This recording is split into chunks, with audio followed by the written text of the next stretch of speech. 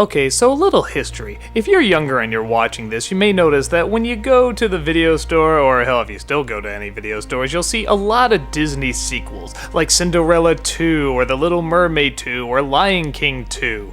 The reason for this is that there was a time when hand-drawn animation was dying. I mean, okay, you could argue it's not really around much anymore, especially cinematically, but Disney was losing it big time. Most of their films were not making money, so they did a lot of direct-to-DVD sequels. And most of them were pretty bad. This is worth mentioning because one or two actually made it to the big screen, and in this case, it's Return to Neverland, the sequel to one of Britain's most beloved children's stories. When it came out, it was panned. The critics hated it. Everybody said it's just another direct-to-DVD movie just thrown on the big screen, given a little bit more budget. It's a waste of time. So that's the movie I was waiting to see, and honestly, I don't think that's what I got. Okay, it's not great, but it was actually a little better than what I was expecting. Kinda? Sorta? Okay, well, it's years later. Wendy is grown up and has a family of her own, but unfortunately, it's during wartime. Oh yeah, we're going there. Not only is Wendy's husband going off to war, but it also looks like that her children, one being the main character Jane, are about to get sent away because of the bombings. Jane has forced herself to grow up faster than most children because of the obvious situation. While Wendy still tries to tell stories of Peter Pan in imagination, she just can't seem to get into them anymore, and understandably so. But that all changes when one night Captain Hook returns, kidnaps Jane, and takes her to Neverland, mistaking her for Wendy. But Peter Man finds her and saves her, and thus she tries to figure out how to get back home using her logic and not really knowing how to use her imagination. So the Lost Boys have to learn how to be more reasonable, even allowing a first lost girl, and she has to learn how to be playful and creative, all while avoiding the evil grasp of the pirates. The major criticisms that everybody makes about this movie is that it didn't need to exist. And they're right, this doesn't need to exist. The first Peter Pan is fine exactly how it is. Both the book and the play hint that there's other adventures that go on, but it's not something we always necessarily need to know. I guess for me though, I grew up with a show called Peter Pan and the Pirates. It's a show not a lot of people know about, but it was damn good. It explored Neverland, it explored the characters, and it treated it very, very seriously. Yeah, did that need to exist? No, but I would have missed out on all these great adventures. Return to Neverland kinda has a similar feel, except in the Disney universe. It's still clearly the Disney Peter Pan and the Disney Captain Hook. In fact, the voices they got to replace them are amazing. They sound just like the original actors.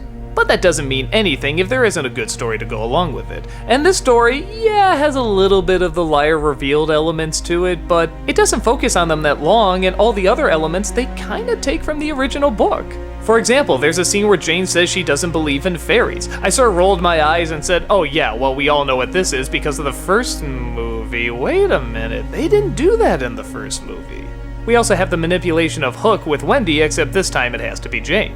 But this was a great scene too because it showed that Hook could be very clever. He wasn't just a dumb pirate who waved his sword around, he actually did have a little bit of a mind. And the struggle Jane goes through is a very understandable struggle. You see the war, they show you some of the grittiness. I mean, okay, not too far, they don't show dead bodies or anything, but they show it's tough. She isn't just a stick in the mud, you completely understand why she has this mindset and why it's hard for her to imagine things. Heck, why it's even hard for her to be happy. Now with that said, there definitely are things you can complain about. For example, they have pop songs, oh yeah, and they really don't fit. There's one song that the Lost Boys sings that sounds like a traditional Disney song, but aside from that, all the songs are sung by pop singers, and they're early 2000 pop singers, so they have that scratchy voice that's supposed to sound tortured, and it sounds like shit. It sounds like shit. It's awful. It's distracting. It's a slap in the face every time there's supposed to be an emotional moment. I hate it when they do this with Disney films, especially ones that take place such a long time ago and in fantasy lands, and you just hear this incredibly dated 2000 song and ugh! It hurts every time you hear it. Also, the voice actress for Jane is kinda hit and miss. Sometimes she really gets the lines right, and other times it sounds a little forced. But it's nothing too distracting. There's also some weird changes that I never quite got, like instead of the crocodile they have this giant octopus or squid, something like that, and now he's the thing that chases Captain Hook. It's funny and it's still animated well, but why didn't they just do the crocodile? They just say he's gone, but why? This octopus thing does the exact same thing. I don't get why they needed to switch it out. But for the most part, what they do switch out or keep in is actually kinda welcomed. And besides, that's not the focus. The focus is on Jane interacting with the Lost Boys and trying to get back her childhood. Which, yeah, sounds a little familiar, right? I guess if you do have to compare these two, I would say Hook is the better movie, but I don't know, for a sequel to Disney's Peter Pan, this is kind of exactly what I would expect. It has some really nice imagery, like when Hook is taking Jane to Neverland, the ship is flying through London. It looks amazing. There's a wonderful scene at the end where young Peter Pan meets grown-up Wendy, and it plays out exactly how it should play out. It's not too emotional, but it's not too simple either. And that's kind of how I think of the movie. If you're looking to find problems with it, you won't find any shortage. You can definitely find things that don't quite work, or maybe you've seen in other movies and such. But if you legitimately want to see a sequel to Peter Pan and you want to know what happens, I think this is a very delightful adventure.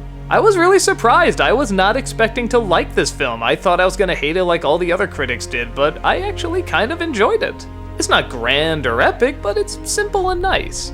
Did it need to be made? Probably not, but since it does exist, I think it's fine. I think kids can watch it and get a lot of laughs, and adults can watch it and enjoy some of the more emotional moments. It felt like the people making it enjoyed the subject matter and weren't forced into doing it. They appreciated the magic and the imagination and the humor and the artwork, and they wanted to do something very similar, and in my opinion, they succeeded. I guess it's not a favorite for a lot of Disney fans, but for me, I have no problem believing in fairies with this one.